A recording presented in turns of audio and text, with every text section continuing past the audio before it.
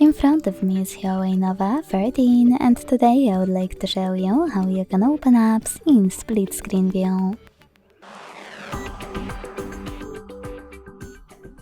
All you need to do is select one app you wish to use in this view and launch it in the background. Then click on this icon at the top right corner and tap on this second app. Now, with both of your apps opened like that, hold this line at the top of pop-up window and drag your window all the way up or all the way down. When you see gray area, let go. As you can see now, I can use both of my apps at the same time.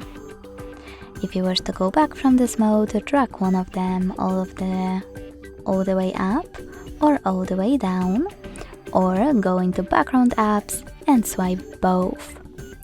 Thanks so much for watching. If you enjoyed this video, leave a like, comment and subscribe. Bye!